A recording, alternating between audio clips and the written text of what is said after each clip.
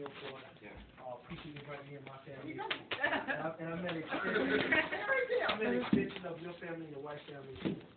My name's Rosie. Hi, Rosie. I met Keithon about 5 years ago when he came from England and got stationed with us at our agency, NCIS. If you don't really know what we do every day, I'm going to give you a little synopsis. We can't talk too much what we do because of the nature of the job, but Keithon and I were responsible for protecting one of the top generals in the military. He was with General Conway, and then he was with General Amos. One thing about General Conway, when Keithon first got there, he was here and his wife was in Virginia Beach. So he kept going back and forth with the recruiters, trying to get Vicky up here to get stationed with her husband, kids down there, Keithon leaving on the Thursday night, going down there, spending time with his family, coming back up here Sunday morning. And after a while, it takes a toll on anyone. And everybody know that family's important. You know, you got your husband here, the wife down there working, 3 kids. It's very difficult. So what General Conway did, General Conway said, what do you want me to do for you? He said, I want my family up here. So this 4-star general called the chief of the naval operations and said, make this happen. You can't have this man down here in D.C. and his wife down in Virginia Beach. So he got orders, got him up here, and he bought this house. Keithon's from Chicago, I'm from New York, so we go back and forth who makes the best pizza. You know New York? New York! New York! He's outnumbered. Where you what? You're supposed to stand by him.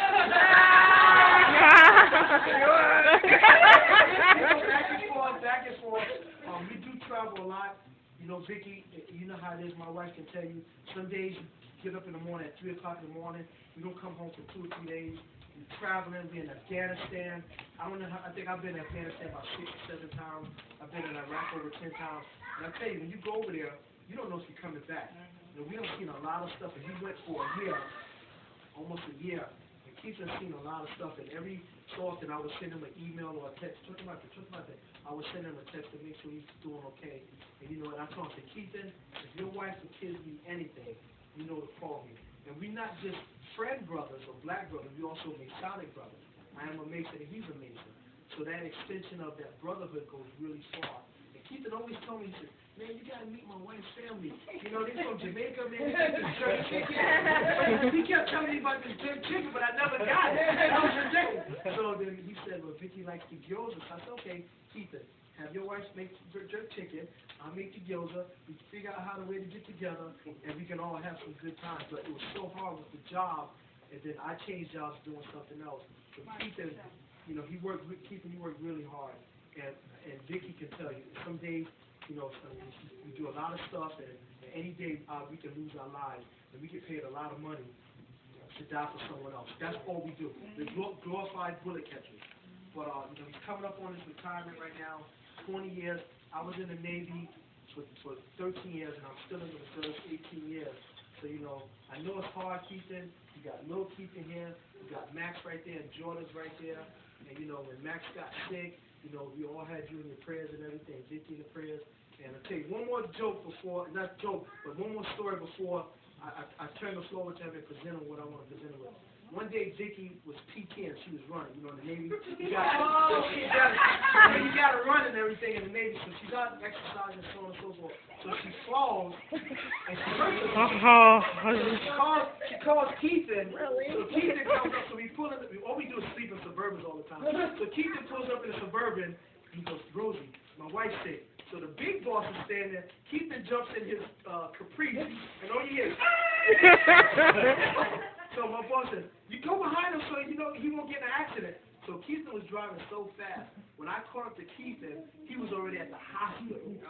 I mean, and he came all the way, it was probably about 30, 40 miles, and I was driving over 150 miles per hour, and I couldn't catch him. But you know, at any moment, you got to kind of take up the slack for your brother and help out. It really means a lot. And you know, his mother's not here. She's a little sick right now, but I do actually keep her in the prayers. His brothers in Chicago, keep his family in prayers that couldn't make it today.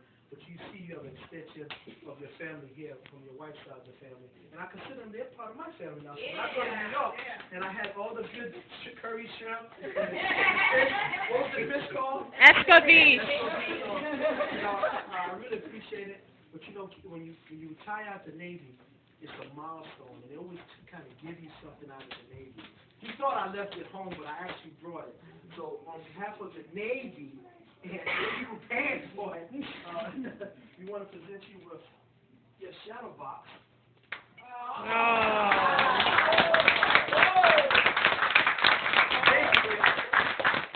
Shadow box. I'll let you read it. Read it. Okay. I'm not reading. You have to read it. What it says? MA1. Oh, that's the age of keeping up with the United States Navy, 16 July 2012. So there you have it. He did 20 years of dedicated service to the United States Navy.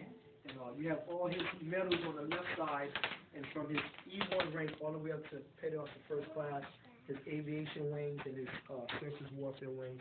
You know, on behalf of the Navy, Keithon, we give you this. You know, don't do like some people just throw it in the garage. Oh, got a me wall. Oh, you got That whole. Oh, really? Yeah.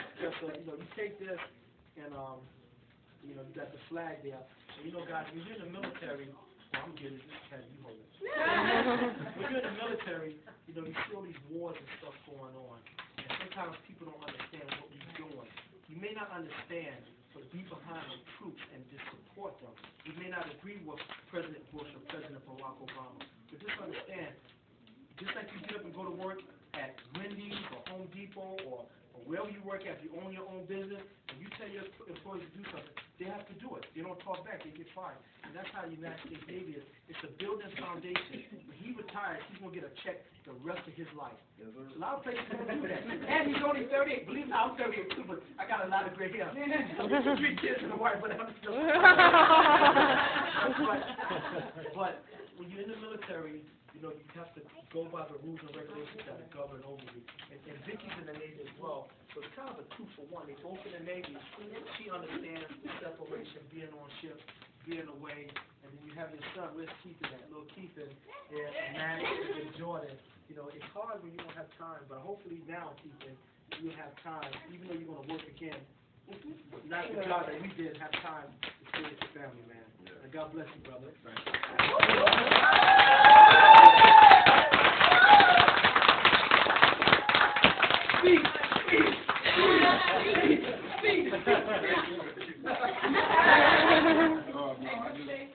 I just want to thank y'all.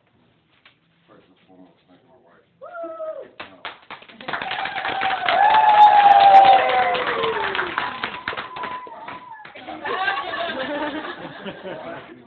Without her, none of this would be possible. You know, usually you work for certain things like when you're younger, but she helped me to try to see past my goals. My goals being bigger than just the immediate right in front of me, a long time. And I just hope that my future maintains and continues up along with my kids. Y'all drive me every day. I can't give up, not do nothing because I get a joy out of providing for y'all. So without saying, I just want to say thank y'all and thank the rest of my family for the support while I was in Afghanistan. Y'all just don't know how much I know. A lot of heartache, stress, some Trigger time. trigger time, and some people I had to put in their place due to the stress because I was worried about my family. I didn't mean to take it out on them as part of the job, but I just want to say thank you, man. I really appreciate y'all. You made it back, that's what's important. Yeah. Yeah.